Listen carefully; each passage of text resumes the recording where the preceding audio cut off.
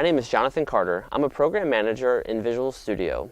And today we're going to talk about some improvements that we've made to the JavaScript memory profiler that we originally shipped in Visual Studio 2012 that are going to make it even easier for you to ensure that your Windows Store apps written in JavaScript are as performant as they can be and are going to be able to scale to devices of varying hardware capacity. So one of the first improvements that we've made to the JavaScript memory profiler in Visual Studio 2013 is integrate its experience into the Performance and Diagnostics Hub, along with every other performance profiler within Visual Studio. So now, instead of having to go and find the unique menu item that is specific to the JavaScript memory profiler, you can simply go to the Analyze menu and select Performance and Diagnostics. Once you do that, it will auto-select the target type based on your application, your current project that's loaded, which in this case is a Windows Store app written with JavaScript. And you'll notice that it automatically provides the list of tools that are available. In this case, the one that we're going to focus on is JavaScript memory. So if I select that and hit Start, what we'll have is the same experience that we had back in Visual Studio 2012 with some improvements. So one of the first things that we added in order to help make it easier to instrument and narrow down memory usage in your application based on scenario is you'll notice on the ruler we display this thing called a user mark, which here it says begin loading homepage, complete loading homepage. And what this helps indicate to me is this was the point in my application's execution that was occurring. So I can maybe rationalize better where and what was going on and why there might have been memory increase or decrease. Now, in order to add these user marks into your application, you'll notice that the tooltip for the user mark legend item itself says indicates calls to performance.mark method. And so what that means is in your application code, all you have to do is simply add calls to that function. So if we go to the items page, items.js, you'll notice that here was such a call, performance.mark, and you pass it the string. The great thing about this is that performance.mark is a HTML5 standard API that will exist at runtime and allow you to actually access that telemetry data to be able to send to the server or collect in order to determine the performance of your app in the wild. So what we wanted to do was encourage the use of that API for gathering that type of performance data and light them up in all of the performance tools. And so that's one of the first improvements that we've made. Now, in addition, what we've wanted to do was help make it easier to spot issues that exist in your app as you're collecting memory. And so to do that, what you really need to do to begin drilling into an investigation that can be as meaty as it needs to be to make a resolution, you need to start taking a snapshot. And so what we'll do is let's go ahead and just close the graph and let's capture a snapshot at this point in time in our application, which as we know is just the home page. So what we see is the familiar links on the snapshot summary tile that tell us the size of the memory that our application is using and the number of objects that we've allocated. Now, in addition, there's a unique piece of UI on the summary tile that is new to Visual Studio 2013, and that is this link right here, which if we hover over it, it tells us that if we click this, it'll help us view details of any potential issues. And what this is trying to help you identify is whether within that snapshot in your application, there were any opportunities for improvement that might be worth you investigating. And in this case, what it's actually indicating to us is that there is a detached DOM node in this snapshot, which is usually a good candidate for an optimization that can be made. So when you come here, you'll notice that clicking that link takes us into the familiar details view, but it's sorted by this column that immediately tells us that this node is not attached to the DOM. Now, if we select this guy, we can use the familiar object references to essentially figure out what it is he's representative of, which can tell us that he's just simply a doc fragment that is part of our page control, and so it's not something that we really need to worry about. But what's interesting and valuable about this feature is it helps us know that there is something that's worth looking into. And so as you're capturing snapshots of your application, if you unknowingly are accruing or building up detached DOM nodes that you're leaking, this will give you a very quick and easy way to find out whether that's the case. Now, in addition, we've done a few improvements to the identifier of objects to help make it easier to spot what exactly something is representative of. And so to illustrate that, let's go ahead and sort this application by size. and scroll up so that we can spot what objects are the biggest contributors to memory in this application. And you'll notice at the very top, the two that stand out is an image that is 9.66 megabytes and a script element that is 2.69. Now, the improvements that we've made since the Visual Studio 2012 release is that for all DOM elements, we've now display the class, ID, and source attribute for those elements to help make it easier to know what they are. So in this case, we know very easily that this nearly 10 megabyte size image is specifically the martini.jpg, which makes it easier for us to make an informed decision whether how we can optimize this. In addition, we can see easily that this extremely large JavaScript file is our localized data.js. And so if we want to go and streamline this and say, hey, we actually don't need to load this file immediately at the application's initial execution, we can go ahead and streamline that.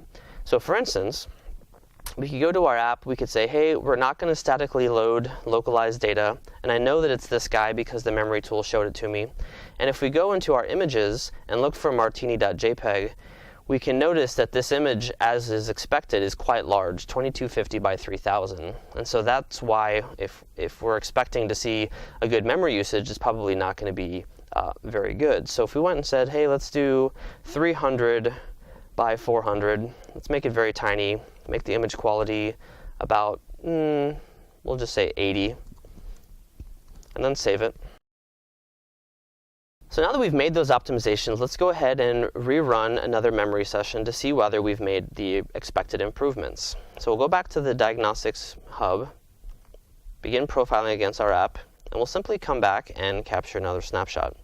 Now, as soon as we do this, you'll notice that now, I believe in our previous snapshot, the memory usage was around 20 megs. Now it's at 4.54. If we select this, come back into the details, sort by size again, what we'll see is that no longer is there a nearly 10 megabyte image at the top, and no longer is there the localized data. Now, to confirm that, what we can actually do is we can search by localize, and we notice we don't find it. We can search for martini.jpg, and here's the image, but now it is a dramatically smaller 176 kilobytes in size. So we just improved the size and memory usage of this app by nearly 13 megs, which is a great improvement, especially for making sure that your application is as small as possible.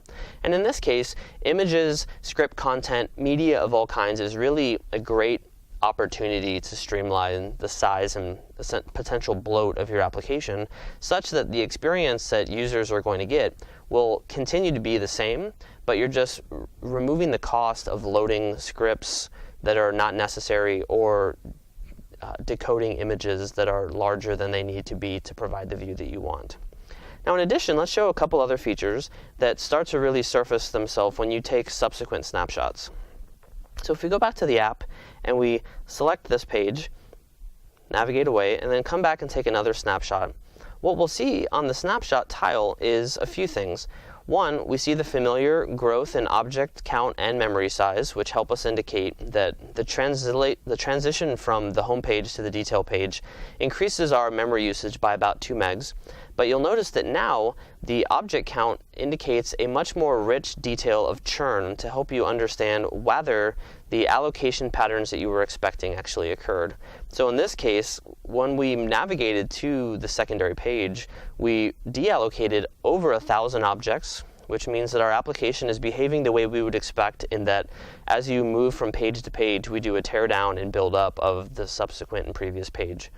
Now, in addition, when you want to begin rationalizing and saying, okay, great, I want to understand what this 982 objects are and what this 200 or 2.01 megabytes in increase is, when you go into the details, the diff view actually now shows a new operation column that will help you understand what exactly the state of each object was in relation to the snapshots that you're diffing.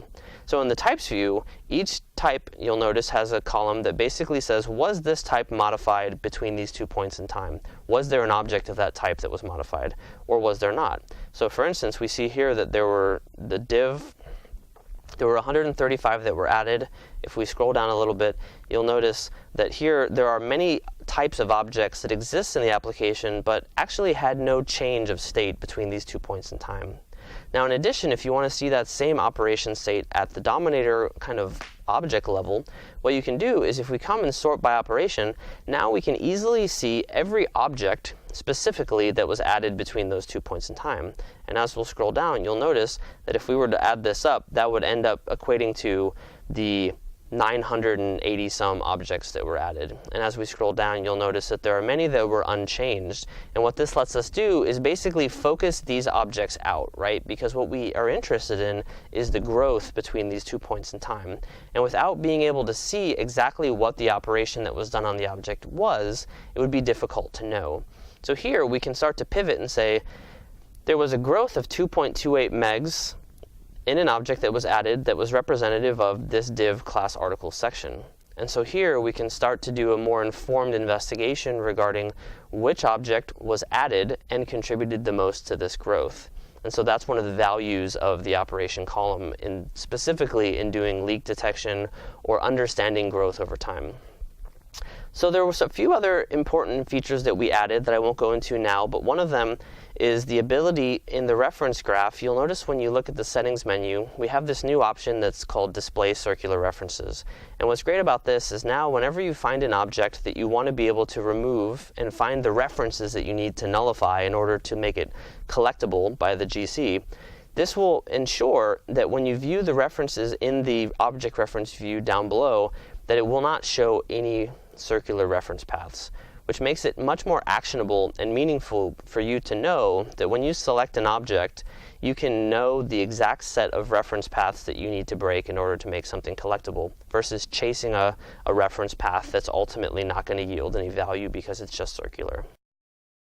So as we saw in the demo, Visual Studio 2013 and the JavaScript Memory Profiler makes it even easier to identify your application's memory usage, including spotting memory leaks, improving bloat, and just overall improving the performance of your app and making it even more capable of reaching a broader device and consumer audience.